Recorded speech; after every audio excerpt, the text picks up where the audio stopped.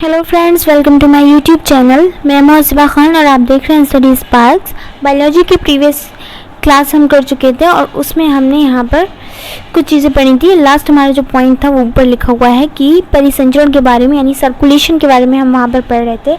समृत और विवर्त दो टाइप के थे। यहाँ पर ये लास्ट था हमारा। अब हम यहाँ पर रेस्पिरेशन चैप्टर का थोड़ा सा रिवीजन कर लेते हैं, उसके बाद हम नेक्स्ट टॉपिक की तरफ बढ़ जाएंगे। साथ ही मैं आपको बताती चलूँ केमिस्ट्री की क्लासेस भी अपलोड की जा चुकी हैं, आप वो जाकर भी वहाँ पर देख सकते हैं। एंड चैनल पर नए हैं तो प्लीज़ चैनल को सब्सक्राइब कर दें, लाइक कर दें, शेयर कर दें। कमेंट सेक्शन में आकर के इस वीडियो को देखने के बाद, मैं ये नहीं बोल रहा पहले देखें और फिर मुझे बताएं, आप वीडियो को देखने के बाद ज़रूर कमेंट सेक्शन में आकर के एक कमेंट ज़रूर कीजिएगा कि आपको वीडियो कैसी लगी। अच्छी लगी तो फ्रेंड्स के साथ शेयर भी कर सकते हैं।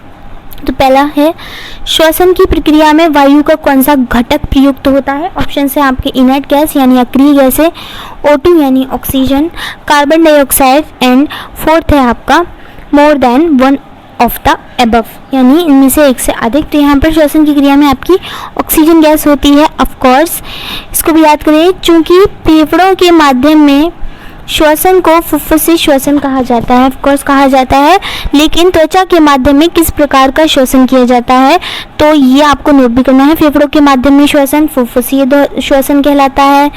त्वचा के माध्यम में जो श्वसन होता है वो त्वचा के माध्यम में, उसको त्वची श्वसन बोलते हैं।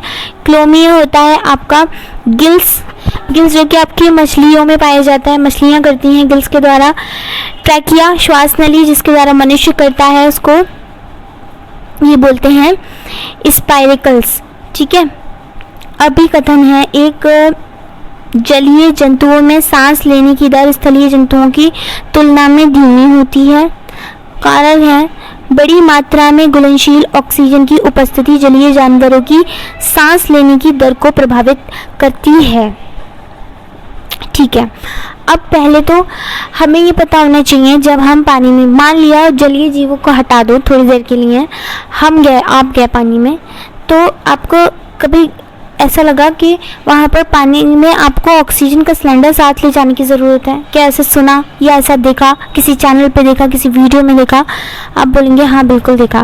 क्यों ले जा रहे हैं ऑक्सीजन का सिलेंडर साथ? क्योंकि ज़रूरत है ऑक्सीजन की। इसका मतलब कि बहुत भारी मात्रा में तो ऑक्सीजन जल में नहीं पाई जा रही है। ठीक है, ये बात आपको क्लियर हो गई।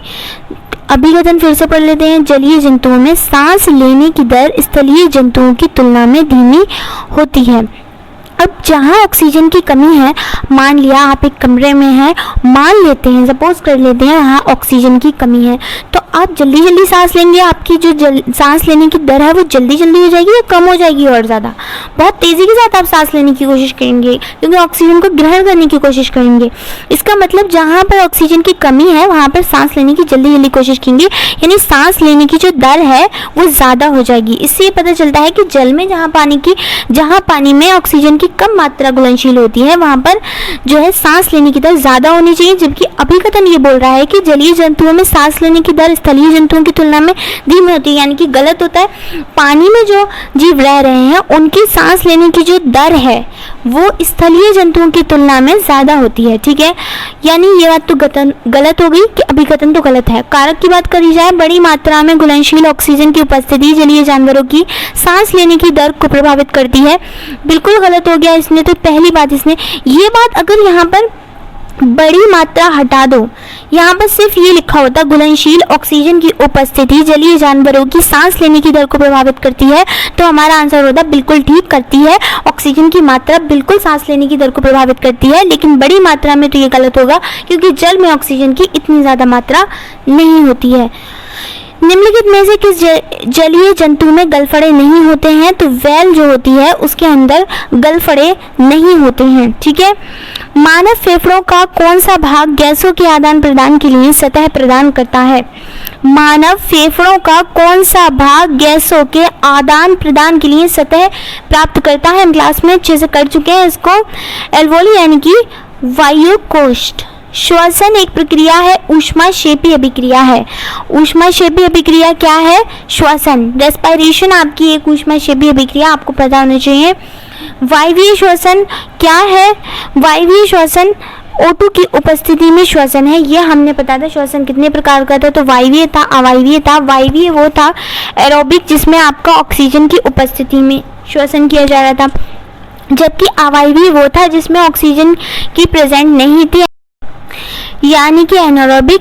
तो वहाँ पर जो था ऑक्सीजन की अनुपस्थिति थी, लेकिन यहाँ पर वायवीय श्वसन की बात की जा रही है, यानी कि वायु की उपस्थिति में जो होने वाला श्वसन है। एरोबिक श्वसन यानी कि वायवीय श्वसन की प्रक्रिया में अंतिम उत्पाद क्या था? वायवीय श्वसन की प्रक्रिया में अंतिम उत्पाद था carbon dioxide gas, H2O plus energy. Aerobic श्वसन में ग्लूकोज टूट रहा था CO2 plus H2O plus energy में। और अगर ऑप्शन में आपको ये भी पूछ लेना कि पायरुविक एसिड या पायरुवेट दे, तो वो भी आपका आंसर ठीक होगा। और यहाँ पर एरोबिक श्वसन में ग्लूकोज जो है वो CO2 H2O प्लस एनर्जी में ऊपर वाले की तरह ही है, उसमें टूट जाता है।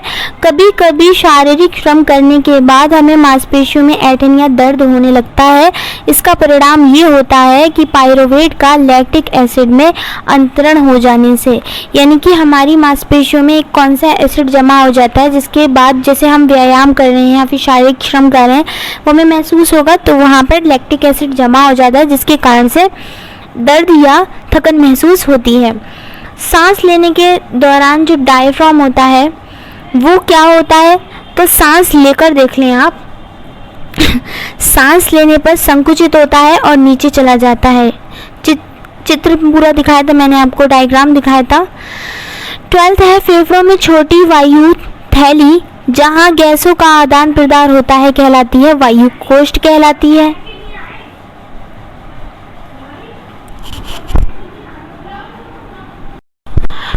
पौधों में श्वसन होता है तो किसके द्वारा होता है? स्टोमाटा यानी रंध्र के द्वारा होता है, ये भी याद रखना है, नोट करते चलिएगा। सांस लेने के दौरान सभी गैसें ली जाती हैं। सांस लेते हैं तो कौन कौन सी गैस ली जाती है? कोई एक पर्टिकुलर गैस तो नहीं ली जाती, क्योंकि सांस लेते हैं तो एयर होती है ना, और एयर में तो कई सारी गैसेस होती हैं। और मनुष्य में O2 का परिवहन करने वाला श्वसन का वर्णक है। इसका आंसर आप लोग मुझे खुद बताएंगे। एक नोट है यहाँ पर, एक नोट है, इसका आंसर वैसे आप लोग बता भी दें कमेंट में आकर के। मैं यहाँ पर एक चीज़ और आपको समझाना चाहती हूँ। HB को कौन नहीं जानता? हीमोग्लोबिन होता है। इसी के कारण से प्लाज्मा में हमारा जो कलर होता है ब्लड का वो रेड हो जाता है। तो ये जब ऑक्सीजन के साथ क्रिया करता है ना, तो ये ऑक्सी हीमोग्लोबिन बनाता है, ठीक है। तो ये ऑक्सी हीमोग्लोबिन बनाता था, और जब HB CO2 यानी कार्बन डाइऑक्साइड के साथ क्रिया करता है तो ये कार्बोमिनो हीमोग्लोबिन बनाता है। जब HB CO यानी कि आपकी होती कार्बन मोनोऑक्साइड के साथ क्रिया करता है तो ये कार्बोक्सी हीमोग्लोबिन बनाता है, और ये एक जानलेवा यौगिक बनता है। ये एक जानलेवा यौगिक होता है, इससे दम घुटकर मौत हो जाती है। और जब ये हीमोग्लोबिन जो होता है नाइट्रेट के साथ क्रिया करेगा, देन ये मेट हीमोग्लोबिन बनाएगा। ब्लू बॉडी सिंड्रोम नाम की एक बीमारी होती है, वो इससे हो जाएगी। यानी कि हमने यहाँ पर काफ़ी कुछ पढ़ा। हमने यहाँ पर पढ़ा कि जब हमारे हीमोग्लोबिन में ऑक्सीजन पहुँचा तो क्या बना? Oxy haemoglobin. पहुँचेंगी कैसे ये सारी गैसें? एयर के द्वारा ही तो पहुँचेंगी। जब पहुँची कार्बन डाइऑक्साइड तो कार्बोमिनो हीमोग्लोबिन बना। जब पहुँची कार्बन मोनोऑक्साइड यानी कि CO पहुँची तो एक जानलेवा यौगिक यानी कंपाउंड बन रहा है जिससे दम घुटकर मौत हो जाएगी, वो है कार्बोक्सी हीमोग्लोबिन। और फिर अगर हीमोग्लोबिन के साथ नाइट्रेट की क्रिया करवाई जाएगी देन मेट हीमोग्लोबिनीमिया बन जाएगा। और ये ब्लू बॉडी सिंड्रोम नाम की एक बीमारी है। ये एक बीमारी है, ये तब होता है जब पानी में नाइट्रेट आ रहा हो, यानी आपके जो आपका पीने वाला जल है उसके अंदर नाइट्रेट की मात्रा थोड़ी ज़्यादा हो, बहुत ज़्यादा हो, और उससे बॉडी में ब्लू पैचेस पड़ जाते हैं। वही आपकी ब्लू बॉडी सिंड्रोम नाम की बीमारी होती है। उसमें ब्लू कलर के पैचेस पड़ जाते हैं। कब पड़ जाते हैं? जब नाइट्रेट की मात्रा ज़्यादा हो। सांस लेने में महत्वपूर्ण भूमिका निभाने वाली मांसपेशियां हैं, डायफ्राम है, ऑफ कोर्स डायफ्राम है। जब सांस लेते हैं, जब सांस छोड़ते हैं तो इसके अलग अलग केसेस होते हैं। 17 है निम्न में से कौन सा जीव, निम्न जो मैंने चारों ऑप्शन नहीं दिए हैं, क्वेश्चन वाइज इसको क्वेश्चन आंसर टाइप कर लिया है। कौन सा जीव एरोबिक और एनारोबिक दोनों श्वसन कर सकता है? तो खमीर यानी कि ईस्ट कर सकता है। याद रखिएगा, अमीबा नहीं कर सकता। अमीबा आपका एनारोबिक यानी अवायवीय यानी कि वायु की अनुपस्थिति वाला जो श्वसन है, यानी वायु यानी ऑक्सीजन की अनुपस्थिति वाला जो श्वसन है वो नहीं कर सकता। कौन नहीं कर सकता? अमीबा नहीं कर सकता, पैरामीशियम नहीं कर सकता, युगलीना भी नहीं कर सकता। श्वसन तंत्र के किस भाग को श्वास नली के नाम से भी जाना जाता है? तो ट्रैकिया होता है, जिसके द्वारा मनुष्य सांस लेता है। ऑक्सीजन की अनुपस्थिति में यीस्ट कोशिकाएं ग्लूकोज को परिवर्तित कर देता है। तो बिल्कुल कर देता है। किसमें कर देता है? अल्कोहल व CO2 यानी कि कार्बन डाइऑक्साइड गैस में। यहाँ पर हमने ये उस क्लास में जिसमें इसके बारे में मैंने डिस्कशन करवाया था आपको, यानी अवायवीय श्वसन से किस तरीके से ethyl alcohol and methyl alcohol का भी थोड़ा बहुत बताया था। एथिल अल्कोहल तैयार किया जाता है, तो उसके ऊपर मैंने पूरा अच्छे से बताया था कि आपको किस तरीके से यीस्ट के द्वारा, यीस्ट क्या था? वायु की यानी ऑक्सीजन की अनुपस्थिति में अल्कोहल बना रहा था। ऊर्जा को ATP के रूप में संग्रहित किया जाता है, बिल्कुल किया जाता है। हमारी बॉडी में जो भी हम काम ले रहे हैं अपनी बॉडी से, अभी मैं बोल रही हूँ, अभी मैं आपको पढ़ा रही हूँ, अभी मैं यहाँ पर इस तरीके से कर रही हूँ, काम कर रही हूँ, लिख रही हूँ, ये सब मैं अपनी बॉडी से, जो मेरी बॉडी में एक एनर्जी है, ATP है, उसके द्वारा कर रही हूँ। मैंने अच्छे से आपको ये भी बताया है। आपको कोई भी क्वेश्चन यहाँ पर गलत नहीं होना चाहिए मेरे बताने से या मेरे या देखने से पहले पढ़ते आपके एकदम से चीज़ें कनेक्ट हो जानी चाहिए। क्या होगा जब डायफ्राम शिथिल होकर ऊपर की ओर मुड़ेगा? हवा फेफड़ों से बाहर आ जाएगी। ऑफ कोर्स आ जाएगी, ठीक है, फेफड़ों से बाहर आ जाएगी। आप सांस लेके देख लीजिए। जब हम सांस लेते हैं तो हम फेफड़ों में हवा खींचते हैं और हम क्या छोड़ते हैं? तो भैया कार्बन डाइऑक्साइड छोड़ते हैं और मनुष्य क्या लेता है? O2 यानी कि ऑक्सीजन गैस जो है वो ग्रहण करता है। वैसे एयर में बहुत सारी गैसेस होती हैं, लेकिन बाकी सब निकल जाती हैं। नाक में जो बाल होते हैं उनका कार्य क्या होता है? ये भी काफ़ी इंटरेस्टिंग क्वेश्चन है, आप लोगों को पता होना चाहिए। क्लास में शायद इसके बारे में मैंने नहीं बताया, बता रही हूँ आप, तो आप इसको नोट करते चलिएगा। नाक में जो बाल होते हैं छोटे छोटे होते हैं, सभी के होते हैं। वो क्या करते हैं? धूल के कणों को फंसाने के लिए होते हैं, धूल के कण उसमें फंस जाते हैं। तो यहाँ पर निम्नलिखित में से कौन सा जीव श्वासनली प्रणाली के माध्यम से श्वसन करता है? तो कॉकरोच करता है। एक और क्वेश्चन भी इस टाइप का हम कर चुके हैं। भारी व्यायाम के बाद हमें मांसपेशियों में ऐंठन होती है। क्यों होती है? क्योंकि हमारी मांसपेशियों में एक एसिड जमा हो जाता है। वो कौन सा था? लैक्टिक एसिड था। और लैक्टिक एसिड का उत्पादन करने के लिए ग्लूकोज को आंशिक टूटने के कारण होता है। इससे आंशिक वर्ड से आपको एक बात और अच्छे से समझ में आ रही होगी कि हमारे जो अवायवीय श्वसन है, यानी कि ऑक्सीजन की अनुपस्थिति वाला जो श्वसन है, उसमें क्या होता है? ग्लूकोज का आंशिक विघटन होता है, यानी ग्लूकोज पूरी तरीके से नहीं टूटता है, जबकि वायवीय श्वसन में ऐसा होता है। इसको छोड़ते हैं, यहाँ पर देखते हैं। सांस लेने में प्रेरणा और समाप्ति की प्रक्रिया शामिल होती है। प्रेरणा के दौरान निम्नलिखित में से क्या होता है? पसलियाँ ऊपर और बाहर की ओर बढ़ जाती हैं। अब इसका मतलब प्रेरणा और समाप्ति से तो आप समझ ही रहे होंगे, यानी सांस छोड़ना। प्रेरणा से मतलब यहाँ पर ये बन जाता है कि हम सांस ले रहे हैं।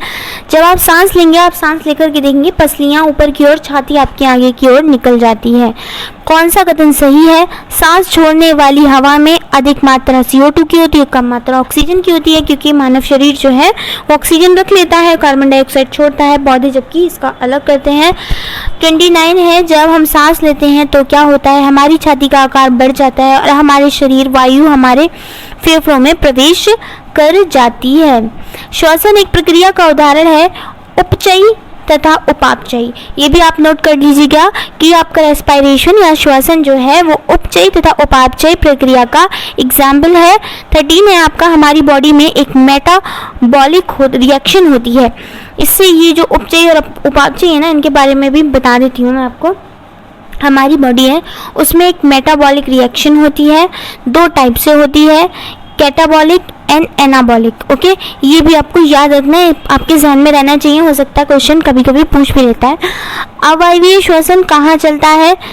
अवायवीय श्वसन फर्मेंटेशन में चलता है। फर्मेंटेशन को हिंदी में क्या बोलते हैं? किण्वन बोलते हैं। किण्वन बोलते हैं, जिससे शराब यानी कि अल्कोहल का निर्माण भी किया जा रहा था, वही क्रिया तो आपकी किण्वन की कहला रही थी। अब आ जाता है 32 यानी कि वात रंध्र पाया जाता है वे तना जिसमें द्वितीयक वृद्धि होती है। इस तरीके से क्वेश्चन बनते हैं, इसलिए आप इन पॉइंट्स को नोट करते चलिएगा, इंपॉर्टेंट है। केचुआ निम्न में से किस अंग के माध्यम से सांस लेते हैं? तो केचुए की जो गीली और नम त्वचा होती है, स्किन के द्वारा श्वसन करता है वो। और किस जीव में श्वसन अंग फेफड़े हैं? खरगोश के अंदर जो होते हैं फेफड़े पाए जाते हैं, उसके द्वारा वो सांस लेता है। शरीर के उस अंग का नाम बताइए जिसमें रक्त ऑक्सीजनित होती है, तो वो भी आपका लंग्स के अंतर्गत आता है। शरीर के उस अंग का नाम बताइए जिसमें रक्त ऑक्सीजनित होती है, वो आपकी फेफड़े होती हैं, ऑक्सीजन फेफड़ों में ही जाती है। अब यहाँ पर नेक्स्ट है, सामान्य अवस्था में मनुष्य में श्वसन दर होती है 1 मिनट में 15 से 18 बार, ठीक है। लास्ट है, हमारे शरीर के अंदर होने वाली श्वसन प्रक्रिया के दौरान भोजन की संग्रहित ऊर्जा धीरे धीरे निकलती है। ये था लास्ट, इसको भी नोट कर दीजिएगा। आई होप आज की क्लास आपको अच्छी लगी होगी। यहाँ पर एस्पायरेशन चैप्टर का जो है थोड़ा बहुत डिस्कशन हमने किया है। बायोलॉजी जो होती है ना, वो आपकी अच्छे मार्क्स देती है, यानी अच्छे नंबर की आने वाली है एग्ज़ाम में। केमिस्ट्री एंड फिजिक्स इसके मुकाबले कम मार्क्स की आती है, तो उसके सिलेबस में और इसके सिलेबस में फ़र्क है। केमिस्ट्री हमारी लगभग कंप्लीट होने वाली है, कुछ ही क्लासेस उसकी रह गई हैं, हम वहाँ पर उसके बाद ही फिज़िक्स स्टार्ट कर देंगे। फिज़िक्स की भी इतनी ज़्यादा जो है लिमिटेड क्लासेस रहती हैं, इतनी ज़्यादा नहीं रहती है, लेकिन बायोलॉजी की भी चलेंगी। और आई होप आपको पसंद आ रही होगी। पसंद आ रही है तो फिर लाइक कर दें, कमेंट में आकर के बता दें। मिलते हैं नेक्स्ट वीडियो में नए टॉपिक के साथ, तब तक के लिए गुड बाय।